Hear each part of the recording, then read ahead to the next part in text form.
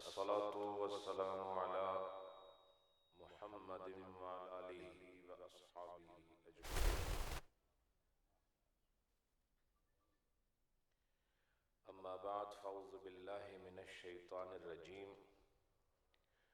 बिस्मिल्लाहिर रहमानिर रहीम। क़द जाअकुम मिनल्लाहि नूरुन व किताबुम मुबीन।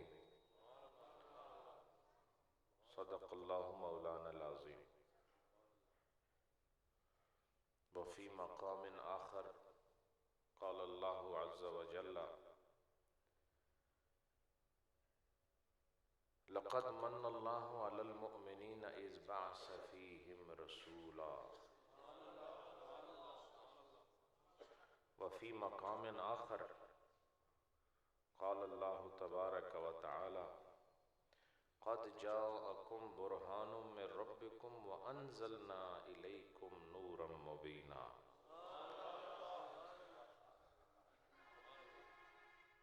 व फ़ी मक़ामिन आख़र क़ाल अल्लाहु तबारक व तआला अलिफ लाम मीम ज़ालिकल किताबु ला रैब फ़ीहि हुदल लिल मुत्तक़ीन।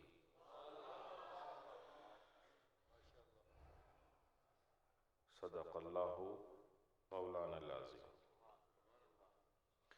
इन्नल्लाहा व मलाइकतहु युसल्लूना अलन नबी या अय्युहल्लज़ीना आमनू सल्लु अलैहि व सल्लिमू तस्लीमा। अल्लाहुम्मा सल्लि अला सय्यिदिना व हबीबिना मुहम्मदिन व अला आलि सय्यिदिना व हबीबिना मुहम्मदिन व बारिक व सल्लिम व सल्लि अलैहि बावाज़ बुलंद अस्सलातु वस्सलामु अलैका या रसूल अल्लाह व अला आलिका व अस्हाबिका या हबीब अल्लाह।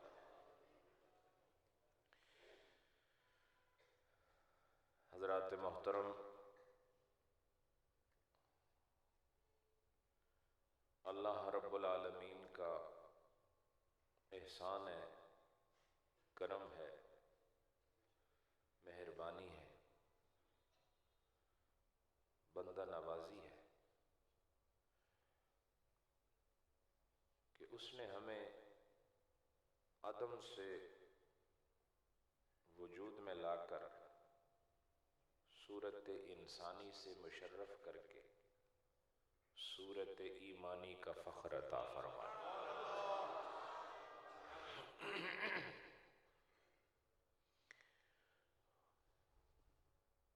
और उस पर मुस्तज़ाद ये कि अल्लाह ने मजमुए कायनात का हमें उम्मती बनाया है।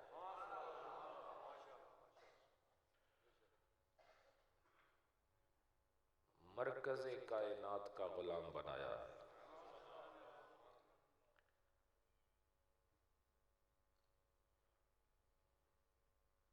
उस पर मुस्तज़ाद ये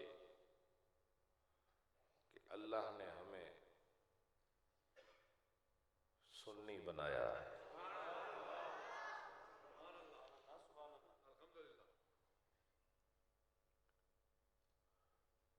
इस एतबार से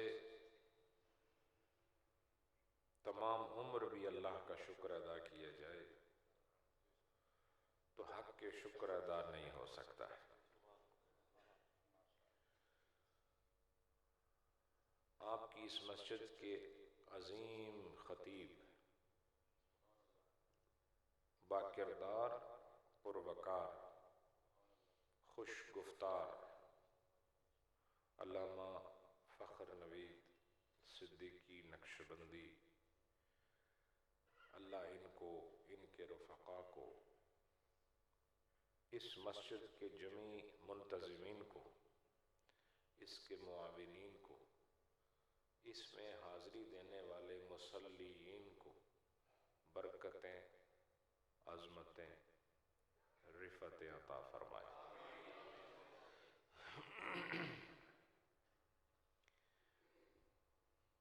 हज़रात, मुझे ये भी मुसर्रत हो रही है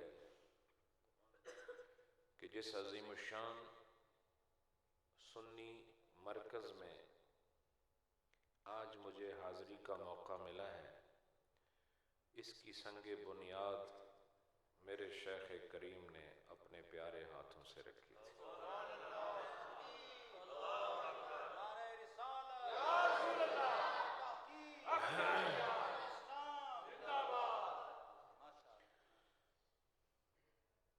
मेरा ख्याल है मुझे वही पत्थर खींच के लाया है जो मेरे शेख के हाथों से यहाँ रखा गया था। मस्जिद सब मुअज़्ज़ज़ तरीन मकाम है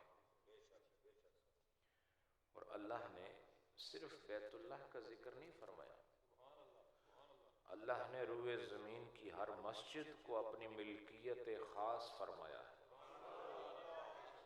और फरमाया व अन्नल मसाजिद लिल्लाह।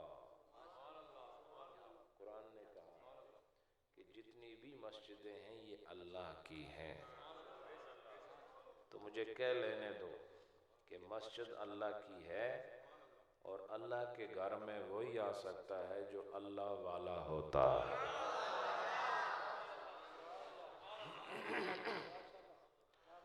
वो अपने घर में जिसे आने की तौफीक दे रहा है वो ख़ास लोग हैं। और मेरे शेख ने एक गुफ्तगू में फरमाया था कि क़यामत में ये जितनी मस्जिदें हैं चूँकि इनको शर्फ हासिल है अल्लाह के साथ निस्बत का, हम मस्जिद को अल्लाह का घर कहते हैं, तो ये जितने भी घर हैं बिल आखिर हशर में क़यामत के वक्त सारी की सारी मस्जिदें जहाँ जहाँ भी हैं वहाँ से उठ उठ के बैतुल्लाह में ज़म होना शुरू हो जाए। तो जिस तरह हर मस्जिद का मुंह बैतुल्लाह की तरफ है और सारे लोग इसमें खड़े होकर बैतुल्लाह की तरफ मुंह करके नमाज पढ़ते हैं, बिल आखिर इन्होंने भी उसी रुख पर वहां चले जाना है।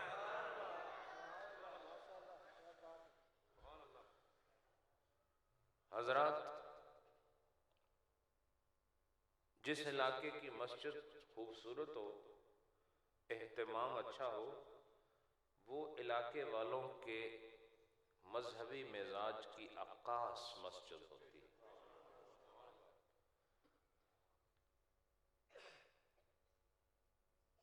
और अगर मस्जिद मैली हो, मस्जिद का ख्याल ना रखा जा रहा हो, खिड़कियां टूटी हुई हों, फर्श साफ सुथरा ना हो, दीगर इंतजामात में कमजोरियां आया हों, तो ये भी लोगों की जो कमजोर सिफत है मजहबी लिहाज से उसकी अक्कास होती। लेकिन आपकी इस मस्जिद को देख के लगता है कि हर दिल नूर ईमान से भरा हुआ है। और उस के अलावा जब मैं इतनी बड़ी तादाद में यहाँ पर तलबा को देख रहा हूँ, ये भी इस बात की दलील है कि अल्लाह रब्बुल आलमीन ने इस मरकज़ को सिर्फ अदाए सलात के लिए नहीं बल्कि तबलीग इस्लाम के लिए भी पसंद फरमाया हो।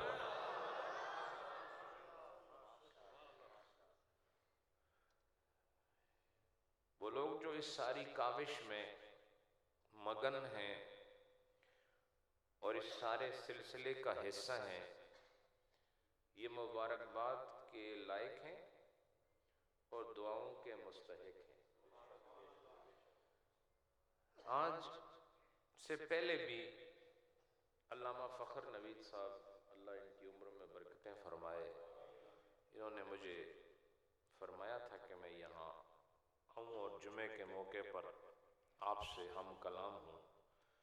लेकिन आज कितना खुशी का मौका है कि अल्लाह रब्बुल आलमीन ने ख़त्म कुरान का एजाज़ पाने वालों और कुरान व हदीस के इल्म से सीनों को मुनव्वर करने वालों को जब यहाँ एजाज़ दिया जा रहा था तो इस मौके के लिए अल्लाह ने मुझे मुंतखब फरमाया।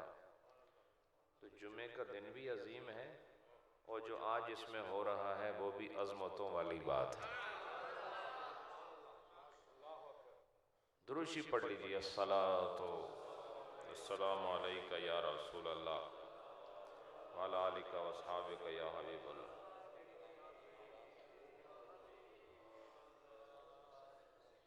हज़रात,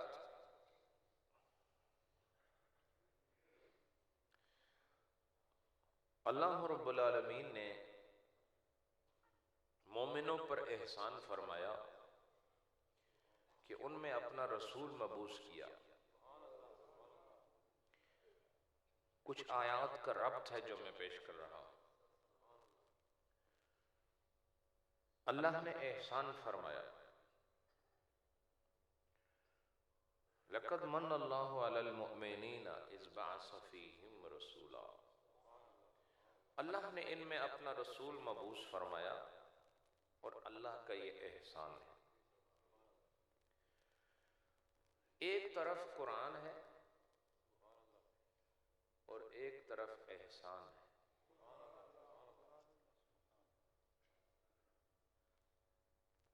अल्लाह रब्बुल आलमीन ने नबी की सूरत को एहसान फरमाया, नबी की हाजिरी को एहसान फरमाया, नबी के इरसालो क़याम को एहसान फरमाया। लेकिन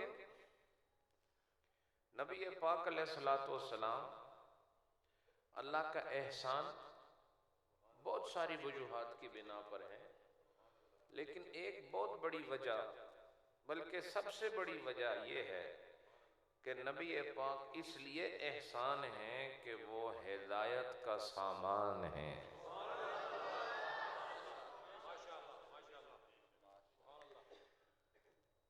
और याद रखें, हिदायत का जो मंबा है, हिदायत का जो सरचश्मा है, हिदायत का जो माखज़ है और हिदायत का जो मरकज़ है, वो अल्लाह रब्बुल आलमीन की ज़ात।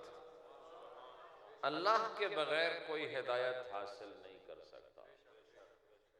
जिसे अल्लाह चाहे हिदायत दे देता है और जिसके लिए हिदायत नहीं है उसे हिदायत नहीं मिल सकती। लेकिन इस हिदायत को लोगों तक पहुंचाने के लिए अल्लाह ने हादी बनाया, और जिसे हादी बनाया है वो कौन है? वो सारी कायनात का महबूब मोहम्मद सल्लल्लाहु अलैहि वसल्लम। तो आप एहसान हैं। एहसान इसलिए है कि आप हादी बनकर आए हैं। और हादी कैसे हैं? अल्लाह ने आपको हिदायत फितरत में अता फरमाई। हिदायत आगाज से इंतहा तक आपके अंदर वदियत फरमा दी और आपको इब्तिदा से इंतहा तक हादी बना दिया। और हादी ऐसा बनाया कि आपका मिजाज भी हिदायत है, आपकी तबीयत भी हिदायत है, आपका कलाम भी हिदायत है, आपका उठना बैठना भी हिदायत है, आपका हुक्म देना और रोक देना भी हिदायत है। लिहाजा ये मिजाज हिदायत वाला बनाया, तो इसलिए फिर कायनात ने आपको हादी बरहक कहा है कि आप हादी बरहक। तो मन अल्लाहु अलल मोमिनीन, ईमान वालों पर अल्लाह का एहसान क्यों है कि ये हिदायत लेकर आए हैं। और वो आदमी सबसे बड़ा मोहसिन होता है कौम का, जो कौम को गुमराही से निकाल कर तरीके मुस्तकीम का मुसाफिर बना दे। उससे बड़ा कोई मददगार नहीं होता, उससे बड़ा कोई मोहसिन नहीं होता, उससे बड़ा कोई हमदर्द नहीं होता जो गुमराही से निकाल कर आपको हिदायत पर ले आए। लिहाजा अल्लाह रब्बुल आलमीन ने कायनात की ये बहुत बड़ी नेमत, बल्कि सबसे बड़ी नेमत आपको देने के लिए सबसे बड़े महबूब का इंतखाब फरमाया।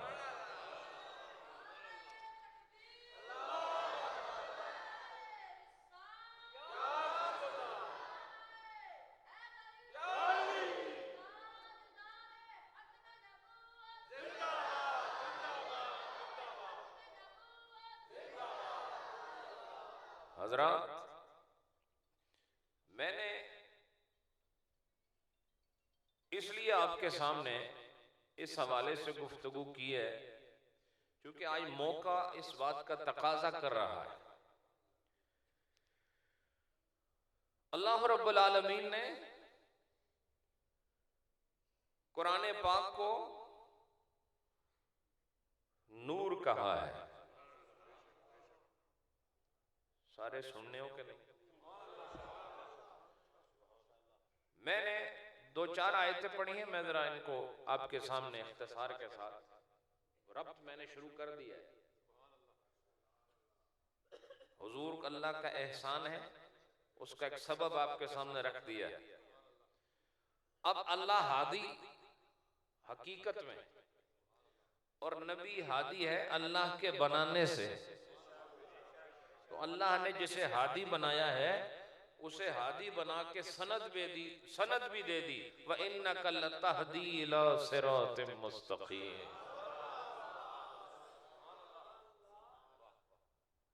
ये बंदा कोलू गलन करे तो उसने कोई हैसियत नहीं होनी, लेकिन कोल अल्लाह ना होवे या नबी अल्लाह ना होवे तो फिर उस गल ना वजन होना। अल्लाह ने आपको हादी बनाया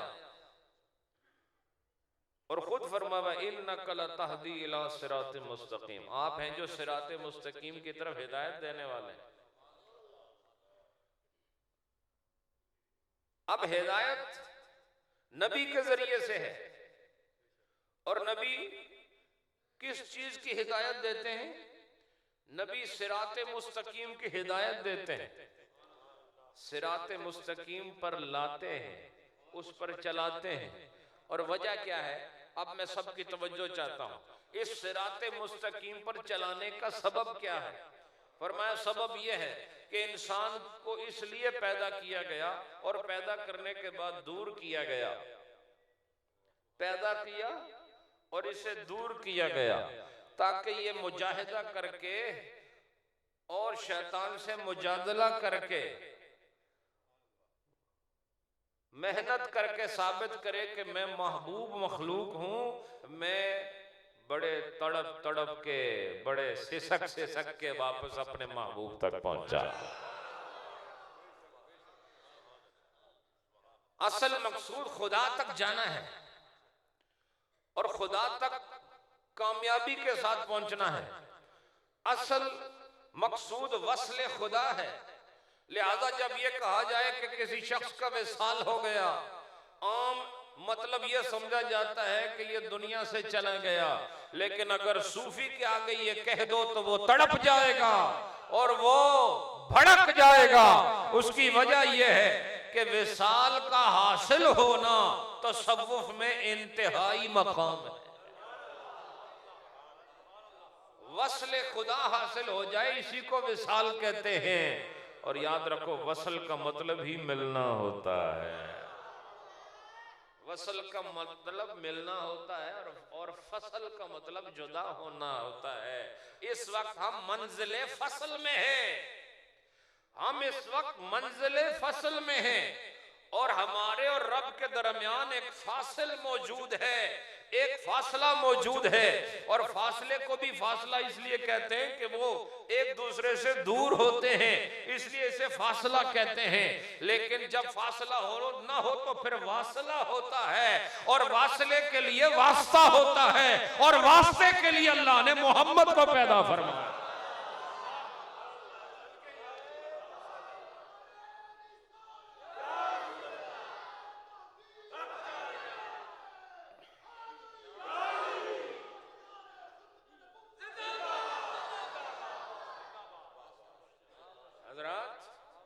पता चला इस वसल को हासिल करने के लिए हमें किसी वसीले की जरूरत है। इस वसल के लिए वसीले की जरूरत है, वरना याद रखो उधर जाके भी फसल में रहोगे। अरे हम इतनी जुदाई बर्दाश्त करके भी जुदा रहे तो फिर जिंदगी का मजा क्या है। अरे ऐसी जिंदगी जीनी है कि ये फसल हमारे लिए वसल का सबब बन जाए, और जुदाई में जो तड़प होती है, जुदाई में जो कर्ब होता है, और जुदाई में जो अपने महबूब की याद में तड़पना होता है, इससे गुजरते चले जाओ और वसल की मंजिल में पहुंच जाओ, ताकि दुनिया वाले कहें फोत हो गया है, अर्श वाले कहें नहीं विसाल हो गया। वो कहें विसाल हो गया है। अब विसाल होने के लिए और फसल से वसल तक लाने के लिए जो शर्त रखी है, वो शर्त नबी के लिए भी है। और सुनो मेरी गल, वो शर्त नबी के लिए भी है, वो शर्त अहले बैत के लिए भी है, वो शर्त हर साहबी के लिए है, वो शर्त हर ताबई के लिए है, वो शर्त हर वली के लिए है, वो शर्त हर कलमा गो मुसलमान के लिए है। और वो क्या है कि उसने सिराते मुस्तकीम पर चलना है। और याद रखो जो भी इसमें से सिराते मुस्तकीम से हट जाए उससे वसल हासिल नहीं हो सकता, चाहे कोई भी हो। अब मैं नबी के लिए भी कह रहा हूं, नबी के लिए भी कह रहा हूं। हालांकि अकीदा यह है कि नबी से गुनाह नहीं हो सकता, नबी मासूम है।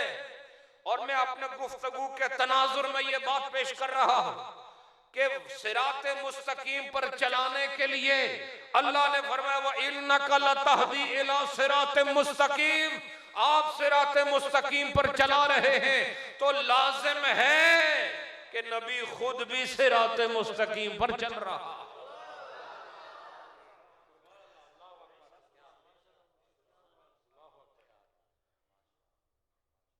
हजरात, ये आपको मैंने अजीब बात कह दिया। अब इस पर दलील तलाश करते हैं कि नबी पाक भी सिरात मुस्तकीम पे चल रहे हैं। तो देखो, जो मस्जिद में आया नहीं वो मस्जिद में भेजने का हकदार भी नहीं है। नहीं समझे? वो जिसने सजदा किया नहीं और दूसरों को सजदों की तरगीब दे, लिमा तक़ूलून मा ला तफ़अलून। नहीं समझे? जिस रोजा रखा नहीं तो आखे रोजा रखा करो, बहुत स्वाब होना जी। तो ये जो अंदर बाहर से झूठा है, अपने आप के साथ धोखा कर रहा है, इसकी बात में वजन नहीं हो सकता। वजन तभी होता है जब तराजू के दोनों पल्ले बराबर हो जाएं, तो इसे मीजान कहते हैं। क्या कहते हैं इसे? इसे मीजान कहते हैं। लिहाजा अंदर वाला तराजू का पलड़ा और बाहर वाला, इन दोनों को बराबर रखो। अंदरों भी सच्चे हो जाओ तो बाहरों भी सच्चे हो जाओ, तो मीजान होगा। मीजान होगा तो इम्तिहान कामयाब हो जाएगा। निफाक से बाहर निकलना जरूरी है, क्योंकि अद में वजन हो जाता है। और वो कैसे? अंदर कुछ और बाहर कुछ। बताओ, तरकड़ी तकी ने ना पहले हूं तो पता नहीं है कि नहीं था दुकानों में, कि पहले होनी सी ना, थोड़ा जिहा फर्क हुआ था। नीचे एक पासा नीचे था, दूआ पासा ऊपर। ते जरा सामने किरने वाला है ना, पैसे देता है, ये मनना कोई नहीं जब तक ये दोए। हाँ, जरा अपना पासा है पावा थोड़ा जा नीचे हो जाए, खुश हो जाना। नहीं समझा? इसकी अदल नहीं आंखने तो सना पासा नीचे हो जाए, अलामा साहब, इसकी अदल नहीं आंखने। हाँ, दुकानदार अगर देखे कि जरा उसने पास है जरा तरकड़ी ना हिस्सा और वो जरा प्लेट है बहुत सारी बड़ी, वो छाबा जा जरा उसने पास है, खरीदार ने पास है, वो थोड़ा नीचे हो जाए। इसका मतलब क्या होया? उसको सामान ज्यादा गया तो जो दुकानदार फिर भी उस सामान की जाने दे कि कोई गल नहीं, इसकी अदल नहीं आखने, इसकी फजल आखना है।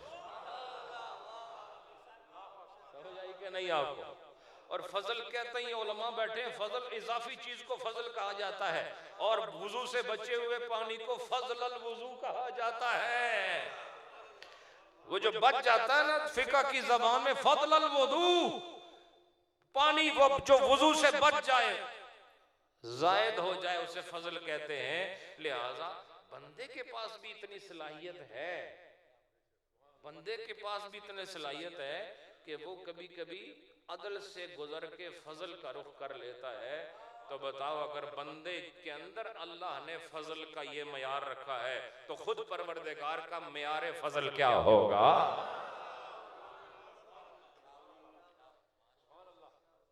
हजरात, मैं अर्ज कर रहा था कि अंदर और बाहर तराजू बराबर रखो। जो बाहर से करो अंदर भी वही हो, जो अंदर हो बाहर भी वही हो। इसलिए जो काफिर है उसको मुनाफिक के मुकाबले में जरा कमतर समझा गया है और मुनाफिक को बरतर समझा गया है खुब्स व खबाइस में और जलालत और रुसवाई में और शैतानत और मक्र दजल में उसे बरतर समझा गया। क्यों कि वो अंदर से कुछ है, बाहर से कुछ, और इसीलिए उनको दर के असफल में नार में रखा जाएगा, सबसे निचले दर्जे में जहन्नम के अंदर रखा जाएगा। लिहाजा फरमाया कि बात में असर तब होता है जब बात से पहले खुद तामील हो जाए। रूहानी तौर पर भी, चूंकि मेरा ताल्लुक एक रूहानी माहौल से है, रूहानी शख्सियत तो नहीं हूं लेकिन माहौल से ताल्लुक जरूर है। तो वो ये है कि एक बेनमाजी किसी को कहे नमाज पढ़ो, कोई असर नहीं होगा। नमाजी आदमी कहेगा, रूहानी तौर पर दिल पे असर पड़ता है। अब अल्लाह फरमाता है इन्नका लतहदी इला सिरातिम मुस्तकीम, ए महबूब आप सिरात मुस्तकीम की हिदायत देते हैं। तो जरूरी क्या है कि हुजूर खुद भी सिरात मुस्तकीम पर हों? ऐसा जरूरी है कि नहीं? अब हम कुरान से पूछते हैं हुजूर हिदायत पर हैं? तो आप सब लोग तकरीबन जो सूरह यासीन रोजाना पढ़ते हैं, मैं कहता हूं आज फिर मेरे साथ पढ़ो, यासीन वल कुरानिल हकीम। आगे के है जी, माशाल्लाह, इन्नका लमिनल मुरसलीन। आगे के है अला सिरातिम मुस्तकीम। फरमाया मेरे महबूब तेरी रिसालत में कोई शक नहीं है, यासीन भी तू है और यासीन के साथ वल कुरानिल हकीम, अल्लाह कुरान का जिक्र फरमा रहा है क्योंकि हिदायत कुरान में है और यासीन हादी है। लिहाजा कुरान की हिदायत नबी के साथ रखी है। और कुरान को नबी के साथ क्यों रखा? फरमाया इसलिए कि तुम रसूल हो, रसूलों में से आए हो, लिहाजा कुरान तुम्हें दिया जा रहा है। अला सिराते मुस्तकीम, कायनात का रब हर एक की सिराते मुस्तकीम पर होने का फैसला कयामत में करेगा। लेकिन मोहम्मद रसूलुल्लाह के लिए अल्लाह ने इस जहान में कुरान के जरिए फरमा दिया, ए महबूब सारी जहान का फैसला बाद होगा, तेरे लिए हम आज ही कह रहे हैं तू सिराते मुस्तकीम पर है।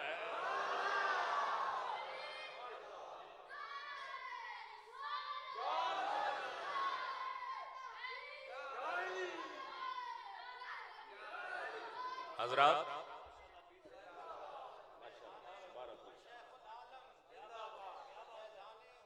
माशाअल्लाह, बड़ी नवाज। तो फरमाया कि नबी सिराते मुस्तकीम पर है। और सनद कहां से आई?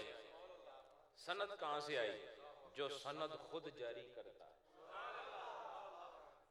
जी। तो आजकल तो सनद मिल जाती है ऐसे भी, नहीं समझे? मैं इस माहौल की बात नहीं कर रहा, लेकिन असनाद बहरहाल मिल जाती हैं। तो फिर ये होता है सनद को देखो तो उसना मुंह देखो तो कोई यकीन नहीं आऊंगा। समझ आई कि नहीं? बाज लोग पैसे देके सनद ले लेते हैं कि इसने मास्टर्स किया हुआ है, इसने डॉक्टरेट की हुई, ऐसा है क्या नहीं? बड़ी बड़ी सनदें ले लेते हैं।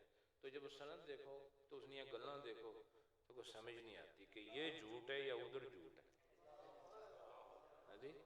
तो यहाँ सनद जारी करने वाला वो है जिसने सारी कायनात को पैदा फरमाया। और सनद भी ऐसी कि अल्लाह ने कुरान जैसी सनद को नबी पाक के हक पर होने के लिए जिक्र फरमा दिया कुरान के जरिए कि पूरा कुरान पढ़ा जाएगा, कयामत तक कुरान पढ़ते रहेंगे और नबी पाक की हिदायत पर होने का चर्चा होता रहेगा।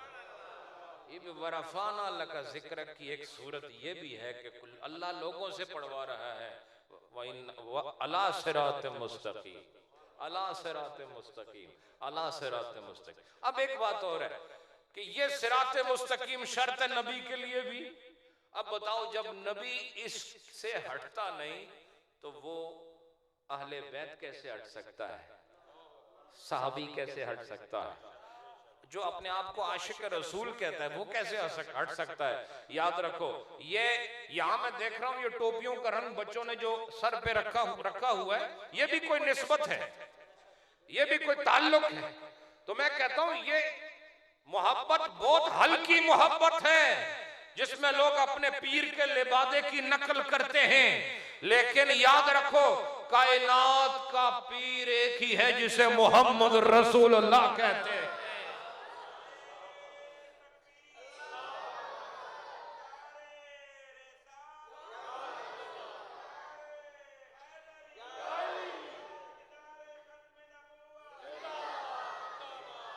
इसलिए अल्लाह ने उस पीरे कायनात को, रहबरे अव्वलीन व आखिरीन को सारे जहान के लिए नमूना बनाया है।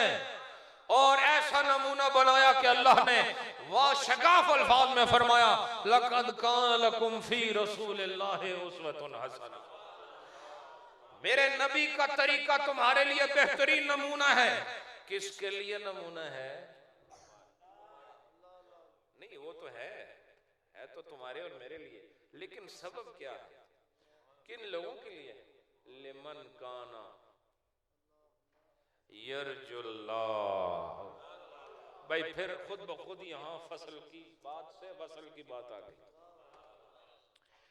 ये नबी नमूना किसके लिए है? नबी पाक रोल मॉडल किसके लिए है? नबी पाक काबिल तकलीद किसके लिए है? नबी पाक के इरशादात काबिल तामील किसके लिए है? अल्लाह ने फरमाया लिमन काना यरजुल्लाह वल यौमल आखिर। उस आदमी के लिए मेरे नबी का ये सरापा और आपकी गुफ्तार और रफ्तार, इरशादात और आपके तौर तरीके नमूना है जो खुदा से मुलाकात करना चाहता है और जो आखिरत में हमारे सामने पेश होना चाहता है। तो लिहाजा मुझे यूं कहने दो कि सिराते मुस्तकीम नबी में है और नबी सिराते मुस्तकीम पर है। ऐसी शख्सियत आपने देखी कि जिसके अंदर से सिराते मुस्तकीम आ रही है और वो है भी सिराते मुस्तकीम पर, यानी जितना इस्तिकामत का और जितना हिदायत का और हकीकत का रास्ता है वो जिस तन से बाहर आ रहा है वही रास्ता उसी तन के लिए फिर रास्ता भी बन रहा है आपके अंदर से। अब मैं कहता हूं सिराते मुस्तकीम कहां से आया? सुनने हो सारे? कुदरू आया तो तुसनी जुबानी बोल एकड़े पासों आया। सिराते मुस्तकीम कड़े पासों आया? सिराते मुस्तकीम कुरान ही आया। कुरान ने अंदरों सिराते मुस्तकीम आया और कुरान भी नबी ने अंदरों बाहर आया। अगर नबी बाहर न कढ़ने एक कुरान अपनी जबान तो फिर तुहानू कुरान तुसा की कुरान नहीं सी मिली सकता। तुसें मिलिया कुरान तो तुसें कुरान मिलिया, नबी नी जात मिली, सिराते मुस्तकीम मिली और टुरने वास्ते नमूना मुहम्मदुर रसूलुल्लाह ना मिले। इससे बड़ी नेमत क्या? बोलो लक़द मन्नल्लाहु अलल मोमिनीन साबित हो रहा है कि नहीं? तो सिराते मुस्तकीम कुरान में है और कुरान मुस्तफ़ा में है। कुरान कहाँ है? मुस्तफ़ा में है और मुस्तफ़ा कुरान में है। हज़रत आयशा ने फरमाया था काना खुल्कुहुल कुरान, मेरे नबी का खुल्क जो है वो कुरान है। बातें इतनी आ रही हैं, खिड़कियां खुल रही हैं, बहुत ज्यादा खिड़कियां खुल रही हैं और खिड़की बंद होने वाली है टाइम वाली। हजरत आयशा फरमाती है नबी का खुल्क कुरान है। अब समझ आया कि अल्लाह ने अपने नबी के खुल्क को खुल्के अजीम क्यों कहा है। कुरान ने कहा इन्नका लअला खुलुकिन अजीम। अल्लाह क्या कहते, कोई समझने भी हो या में बैठे हुए सारे, अल्लाह क्या आखिया इन्नका लअला खुलुकिन अजीम। खुलुकिन अजीम की शान उलू पर आप फायज हैं। आप सबसे आला और अजीम। हजरात, जिसके खुल्क को खुदा अजीम कह दे, बताओ उसके खुल्क का इहाता कौन कर सकता है। अब हम ये पूछने की हमें जरूरत ही नहीं कि खुल्क अजीम नबी पाक का खुल्क क्यों अजीम ठहराया गया। हज़रत आयशा की हदीस से पता चल गया, इसलिए कि नबी पाक का खुल्क वही है जो कुरान का सारा